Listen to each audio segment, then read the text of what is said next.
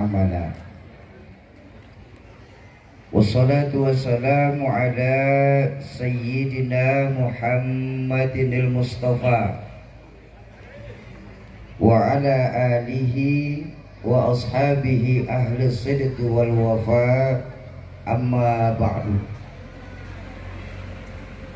Hadratul Mukarramun, para alimil ulama, para asatiz dan ustazat, para hujjaj, para sepuh dan bini sepuh, wabil khusus guru kita bersama Al-Alim Ibnul Alim Abuya Haji Nurul Mawalid Ar-Rahbini, Abuya Haji Zamrani Hasan, Abuya Yai Muhammad Rinto.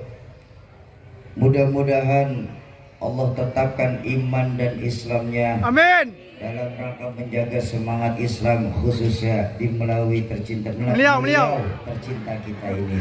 Amin ya rabbal alamin.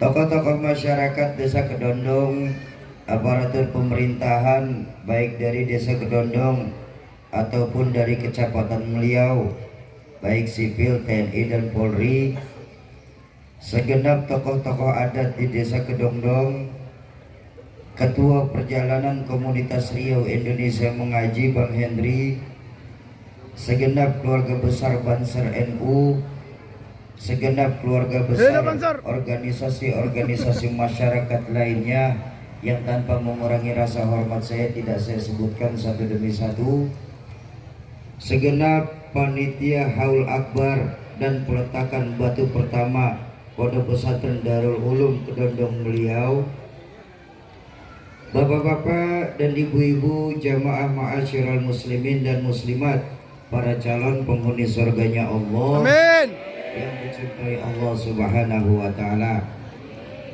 Alhamdulillah, menjelang sore hari ini kita masih dikasih kesempatan nikmat sama Allah dalam rangka duduk di majelis ilmu dalam peringatan Haul Akbar dari guru kita bersama Asy-Syaikh Rahmatul Abror Asy-Syaikh Khairuman Ar-Rahbini, beserta sekaligus pengumpulan donasi wakaf Al-Quran yang dilaksanakan oleh teman-teman dari komunitas Riau Indonesia Mengaji. Dalam kesempatan Haul Akbar pada sore hari ini, saya hanya ingin bercerita.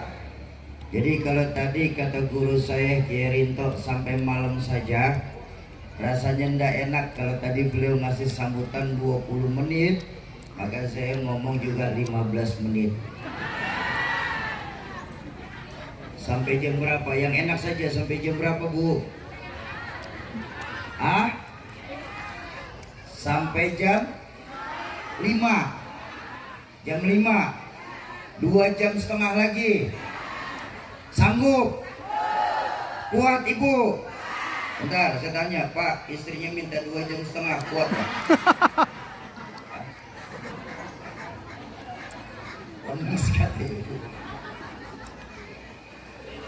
Bapak Ibu jamaah ma'asyiral muslimin dan muslimat yang berbahagia, satu hari Imam Hasan Al-Basri ditanya oleh para sahabatnya, wahai Imam, ya, apa sih yang menyebabkan sampai sekarang ini doa-doa kita ini belum dijawab sama Allah? Padahal kalau untuk sholat, kami di Meliau ini sholat walaupun di akhir waktu.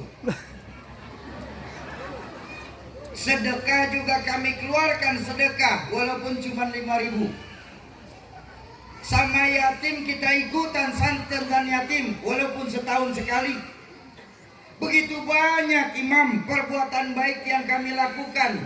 Tapi kok kenapa kami merasa sampai sekarang ini doa kami belum dijawab sama Allah? Bukankah Allah sudah berjanji dalam Al-Quran Imam, ud'uni astajib lakum, mintalah kepadaku niscaya aku kabulkan permohonanmu. Tapi kok kami merasa Imam sampai sekarang ini doa-doa kami ini belum dijawab sama Allah Imam. Apa mungkin Imam ayat Qur'annya yang salah?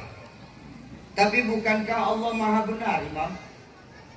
Atau mungkin Allah ini lagi terlalu sibuk sampai doa kita masuk jadwal tunggu untuk dikabulinya?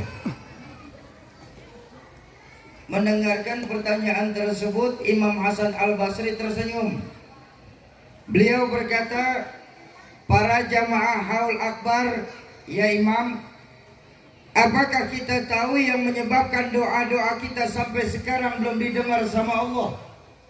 Iya kita sholat, iya kita sedekah, iya kita santuni anak-anak yatim, iya kita baca itu Al-Quran, iya kita banyak melakukan perbuatan baik di desa Kedondong ini.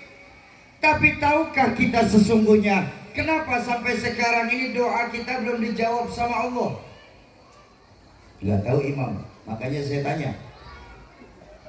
Yang menyebabkan doa kita sampai sekarang belum dijawab sama Allah, kata Imam Hasan Al-Basri, itu dikarenakan hati kita ini sudah mati di Kedondong ini. Dari hati yang mati, bagaimana strum doa itu bisa sampai ke hadirat Allah Azza wa Jalla?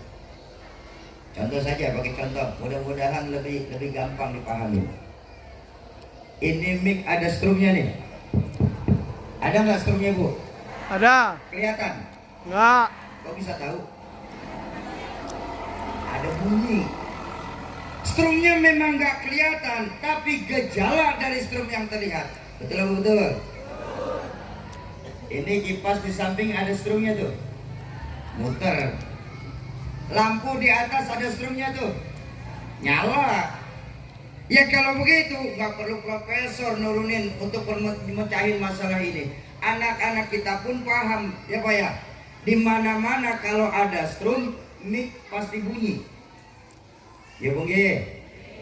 Kalau ada strum, kipas angin muter. Kalau ada strum, lampu nyala. Kalau begitu ceritanya, kalau memang punya iman, sujud yang benar. Jangan di akhir waktu sholatnya. Kalau punya iman, sedekah yang berani. Jangan cuma 2.000. Udah sedekah 2.000 pengen masuk sorga. Sorga mana 2.000? Pelecehan sama sorga nih. Ah, yang penting ikhlas. Iya, sedekah yang penting ikhlas, benar ya. Soal besarnya nomor 1. Saya kasih tahu, sedekah itu daripada kecil nggak ikhlas, lebih baik banyak tapi ikhlas.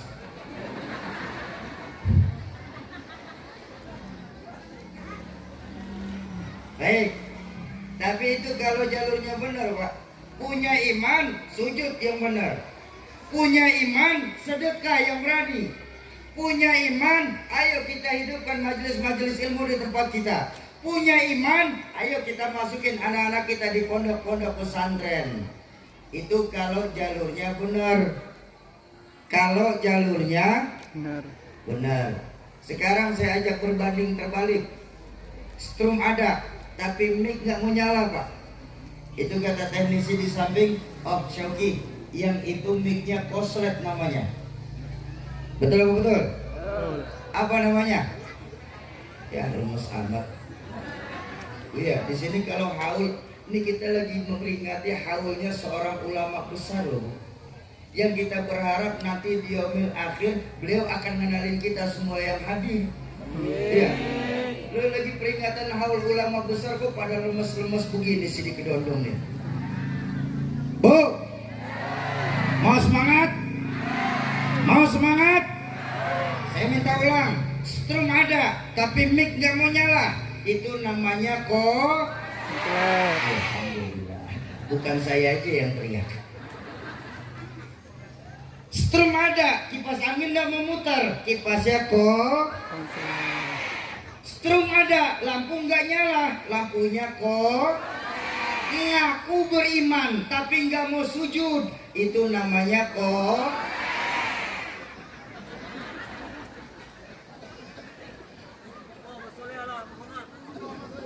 Ngaku beriman, rumah dekat masjid bagus, gak mau menghidupkan sholat berjamaah di masjid, itu namanya kok.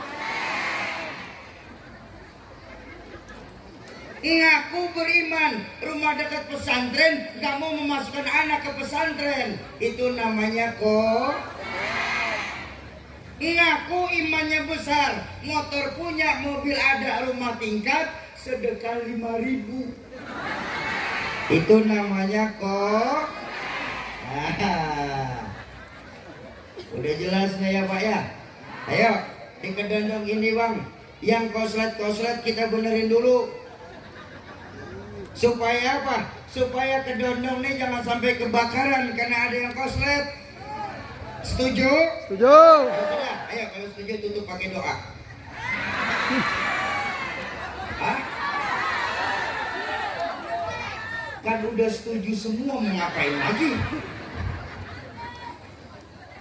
Koslet.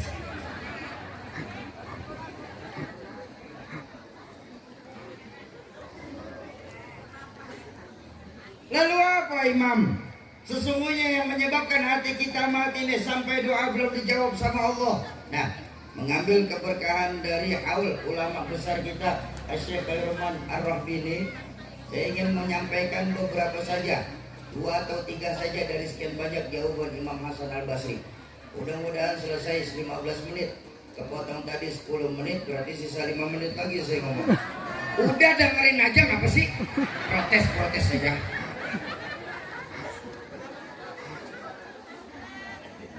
Bapak Ibu, yang menyebabkan hati kita mati menurut Imam Hasan Al-Basri apa? Mengambil keberkahan duduk bersama ulama-ulama kita. Pertama, yang menyebabkan hati kita mati menurut Imam Hasan Al-Basri sampai doa kita belum dijawab sama Allah apa? Pertama, araftumullaha walam tutuhu haqqahu. Ternyata Bapak Ibu, kita di Kedondong ini terlalu kenal Pak sama Allah Pak. Tapi maaf Bapak Ibu, haknya Allah untuk disembah. Kewajiban kita sebagai makhluk untuk menyembah kadang-kadang gak pernah kita laksanakan. Itu yang menyebabkan hati kita mati sampai doa belum dijawab sama Allah. Betul? Bahkan mohon maaf ya, saya yakin sebagai orang tua, Bapak Ibu di sini bukan cuma kenal sama Allah. Kita ajarin ke anak keturunan kita tuh, betul?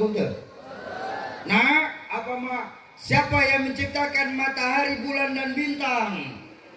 Allah. Siapa yang menciptakan lautan, gunung-gunung dan hutan belantara? Allah. Siapa yang menciptakan manusia, malaikat dan hewan? Allah. Sholat apa enggak? Ya udah masing-masing deh. Terus saya sebut malu. Kita terlalu kenal Pak sama Allah. Tapi haknya Allah untuk disembah. Kewajiban kita sebagai makhluk untuk menyembah kadang-kadang gak pernah kita laksanakan. Itu yang menyebabkan hati kita mati sampai doa kita belum dijawab sama Allah. Bahkan maaf nggak sedikit dari kita ya Bu ya, bahwa justru kita baru ingat sama Allah. Ini di Kedondong ini nih, banyak dari kita baru ingat sama Allah saat kepala kita kejedot tembok. Kalau kejedot tembok, ya Allah, baru ingat Allah lagi kita. Artinya Bapak ini apa? Berapa banyak dari kita di sini baru ingat sama Allah saat sedang punya masalah? Ayo, betul gak? Oh, ya, orang Kedondong nih kalau lagi punya masalah cakep imannya ya. Zikir gak berhenti-berhenti. Ya Allah, ya Allah, ya Allah. Pengajian datang sama tuan-tuan guru dekat. Kenapa? Lagi punya masalah. Tapi begitu lolos aja dari masalah, jalan ke masjid bisa nyasar lagi ya. Di Jakarta. Ini mah di Jakarta, nggak di sini. Saya lagi cerita di Jakarta. Di Jakarta mah begitu Pak. Baru ingat Allah saat punya masalah. Tapi di Jakarta, kalau di sini mah sama.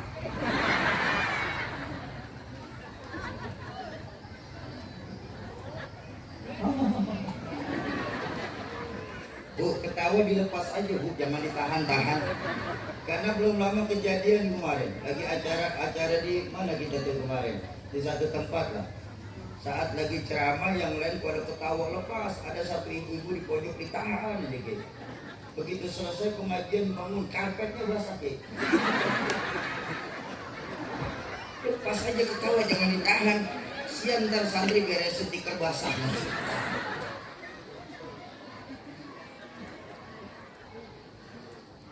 Ini loh.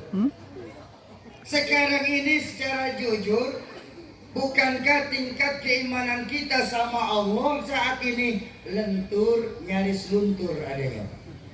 Betul? Apa buktinya Sauki? Maaf sekali-sekali lagi saya minta maaf. Betapa kita sekarang ini di Kedondong Bapak Ibu lebih sering mengkhawatirkan penyakit jasmani tapi lupa mengobati penyakit rohani. Padahal penyakit jasmani yang kita punya nih cuma menghancurkan dunia, tidak sampai mencelakakan akhirat. Tapi kalau penyakit rohani yang diserang dunia kita dijauhkan, akhirat kita akan dimintakan pertanggungjawaban di hadapan Allah. Ayo, berapa banyak dari kita Pak yang ketika terkena penyakit jasmani cepat-cepat kita cari dokter. Nggak cukup dokter umum, kita cari dokter spesialis. Tidak ada di Kedondong, kita bahkan pergi sampai ke Pontianak Kota. Tidak ada di Pontianak Kota, kita bahkan nyebrang sampai ke Malaysia. Ngapain? Obatin penyakit jasmani. Padahal penyakit jasmani cuma menghancurkan dunia, tidak sampai mencelakakan akhirat. Nih, contoh lagi nih. Maaf sekali lagi saya minta maaf. Covid. Ini yang 2 tahun kemarin kita khawatirkan ya, Covid. Betul? Sekarang kalau saya boleh tanya, tapi jawab yang kompak. Yang terparah dari orang kena Covid apa sih? Paling mati. Selesai udah urusan. Betul? Kalau begitu apa bedanya Covid sama penyakit-penyakit lain? Gagal jantung mati, gagal ginjal mati. Bentar, Bu, mati atau meninggal? Jarang ngaji emang gitu sini. Ayo kita baca sama-sama. Inna sholati wa ma stop. Mati apa meninggal? Nggak ada waktu sholat wa ma meninggal.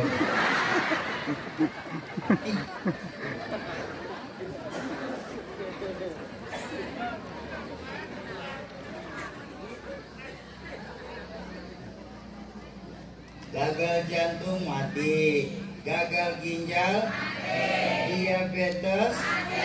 Bahkan tidur sendiri bisa mati loh kalau di tengah jalan. Ayo coba boleh. Cuma lihat yang dikhawatirkan, yang kita khawatirkan dari Covid ini, bahkan cara kita ibadah kepada Allah 2 tahun yang lalu berubah gara-gara Covid ini. Ya maaf, saya nggak bilang Covid nggak ada, Covid ada. Tetap jaga protokol kesehatan. Cuma yang saya sedih nih kok kebanyakan dan keseringan umat Islam lagi yang dirugikan gara-gara Covid ini. Betul? Karena sekarang kita lagi ngerasa nikmatnya. Lagi bisa kumpul-kumpul lagi sesama kita. Pengajian, alhamdulillah jalan lagi. Peringatan maulid, alhamdulillah ramai lagi. Betul? Tapi yang saya sedih, baru kita enak menikmati indahnya berjamaah seperti ini, seorang pejabat negara kita dari pusat berkata bahwa 3 bulan ke depan akan ada lonjakan Covid baru. Padahal Bu, 3 bulan ke depan insya Allah kita sudah bertemu di Ramadan. Islam lagi yang kedua. Coba lihat, Ramadan Covid naik, Syawal naik, Idul Adha kemarin PPKM level 4. Ya, Muharram, Kalbar zona hitam sudah kemarin sudah. Betul? Tapi saat pilkada sepi Covid. Saat pembagian sembako nggak ada Covid. Betul? Terus apa lagi? Vaksin. Rame-rame kita berjubel, nggak ada Covid. Saya heran nih. Ini COVID virus apa setan sebenarnya? Takut banget nggak kita jamaah ini. Iya, saya nggak bilang COVID nggak ada. COVID itu ada. Tetap kita ikutin protokol kesehatan. Setuju? Cuma yang saya sedih dari COVID ini adalah kok kita rakyat kecil disuruh jaga protokol kesehatan sampai 5M. Tapi yang nelen 17M aman-aman aja.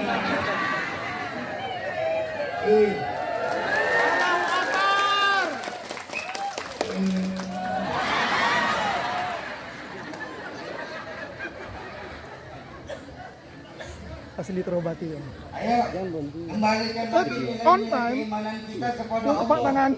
Makanya dulu ketika masih jadi santri, Kepak lo. guru saya Rahmatul Abror Kiai Haji Nur Muhammad Iskandar pernah mengajarkan bahwa sungguh yang namanya iman ada 4 tingkatan, kata beliau. Iman ada 4. Apa? Pertama ada al-imanu yazidu wa la yanqusu. Ada imannya itu selalu naik, gak turun-turun imannya. Mantap imannya nih. Ini iman siapa nih? Ini imannya Anbiya, para nabi, Pak. Jadi Bapak Ibu, para nabi itu semakin diuji semakin mantap imannya. Semakin digojlok semakin besar yakinnya sama Allah. Apa buktinya, Sauki? Tidak ada sejarah mencatat ada nabi ngundurin diri jadi nabi. Kalau RT banyak, Pak. Tapi nabi nggak ada, Pak. Ayo, ada nabi yang diuber-uber sama umatnya sendiri, ada apa tidak? Nabiullah Musa alaihissalam. Ada nabi yang sampai diceburin ke dalam api besar, Nabiullah Ibrahim alaihissalam. Ada nabi yang dalam berdakwah sampai masuk ke dalam perut ikan besar, macam Nabiullah Yunus alaihissalam. Ada nabi yang tantangan dakwah jatuh kepada istrinya sendiri, ada nggak? Macam Nabiullah Lut alaihissalam. Ada nabi yang tantangan dakwah terbesarnya datang dari anaknya sendiri, macam Nabiullah Nuh alaihissalam. Bahkan baginda Rasulullah Shallallahu Alaihi Wasallam tidak lepas dari ujian dan cobaan. Ketika awal-awal perjuangan, yang menahan dakwah baginda Nabi datang dari paman tercintanya sendiri. Bahkan nggak tanggung-tanggung, Pak. Tawaran yang ditawarkan kepada baginda Nabi untuk berhenti berdakwah saat itu, mungkin tawaran yang kira-kira orang kedondongnya nggak akan bisa melewatinya. Apa? Harta, tahta, wanita. Sayang, saat itu belum ada kuota. Yang banyak otak. Ditawarkan 3 buah tak kepada baginda Nabi supaya berhenti dakwah. Apa jawaban baginda Nabi saat itu? Wahai paman tercinta, bahkan apabila kau sanggup menaruh matahari di tangan kananku, rembulan di tangan kiriku, hancur luluh jasadku dibuat karenanya, niscaya tidak akan selangkah kaki pun mundur untuk menegakkan agama Allah di dunia ini. Baginda Rasulullah Sallallahu Alaihi Wasallam. Kenapa? Ya karena memang imannya Nabi itu mantap, selalu naik, gak pernah turun. Jadi wajar tidak ada seorang Nabi pun mengundurkan diri jadi Nabi. Betul-betul. Kalau Nabi tobat ada, Pak. Ahmad Musaddiq itu Nabi tobat tuh, ngaku jadi Nabi. Buru-buru ditangkap sama polisi kita, kena 4 tahun penjara. Keluar menyatakan tobat. Ini baru sejarah Nabi tobat. Jadi benar-benar banyak sejarah Nabi tobat, Pak. Dari Ahmad Musaddiq ke timuran sedikit di daerah Bandung, ada seorang Nabi palsu namanya Sayuti, Kang Cukur, ditangkap sama polisi, kena 4 tahun penjara, keluar menyatakan tobat lagi, alhamdulillah. Makanya kita harus bangga sama polisi kita nih, Pak.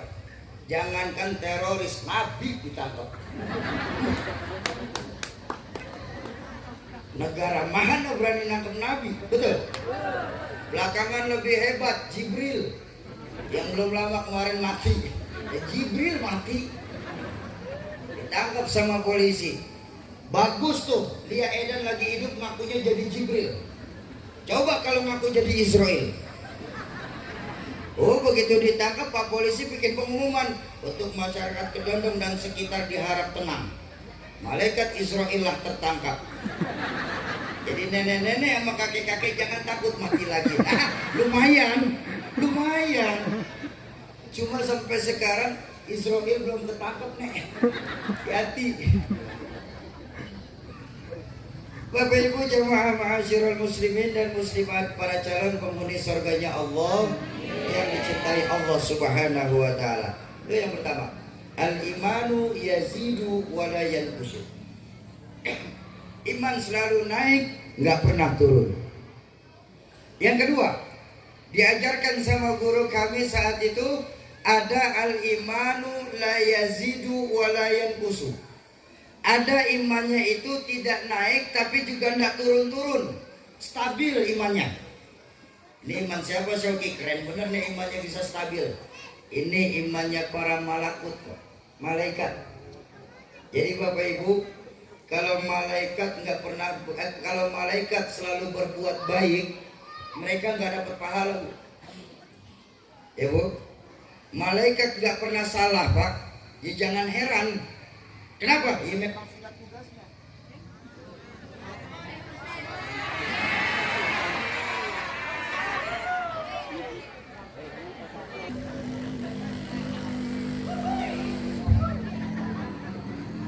Dijelan Ustaz. Ikram cair. Yang kedua imannya malaikat. Jadi kalau malaikat selalu berbuat baik, mereka nggak dapat pahala. Malaikat nggak pernah salah, nggak usah kagum, ya Bu. Kenapa? Karena malaikat hanya diciptakan untuk tunduk dan patuh apa yang Allah perintahkan kepada mereka. Kita tengok. Ada malaikat yang semenjak diciptakan sama Allah bertugasnya untuk sujud. Sujud Pak, mereka nggak bangun-bangun sampai sekarang Pak. Ada malaikat yang semenjak diciptakan sama Allah tugasnya zikir saja nggak berhenti sampai sekarang. Malaikat rahmah ditugaskan sama Allah untuk memberikan rezeki kepada makhluk yang ada di dunia ini Pak. Ya sudah dikasih aja itu rezeki sama malaikat rahmah.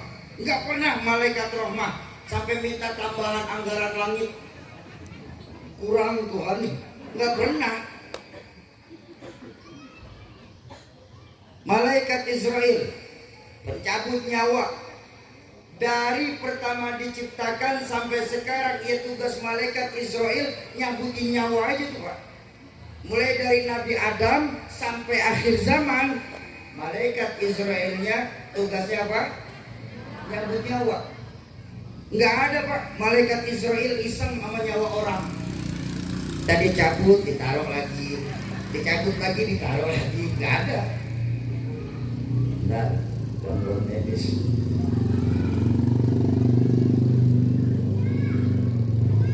Bahkan Bapak Ibu sekalian, maaf, ada seorang malaikat yang dari semenjak diciptakan sampai sekarang ini belum pernah bertugas. Ini malaikat makan gaji buta juga nih malaikat. Tahu siapa? Malaikat Israfil. Itu dari pertama diciptakan sampai sekarang belum bertugas tuh. Niup sangkakala, iya kan? Itu belum bertugas tuh. Makanya jangan pernah berharap malaikat Israfil bakal cek sound. Selesai kita dikedepan ini. Kok bisa Sauki? Imannya malaikat itu stabil, naik tidak, turun tidak. Karena malaikat Bapak Ibu sekalian hanya diberikan akal tapi tidak dikasih nafsu. Jadi kalau malaikat selalu berbuat baik nggak dapat pahala Pak.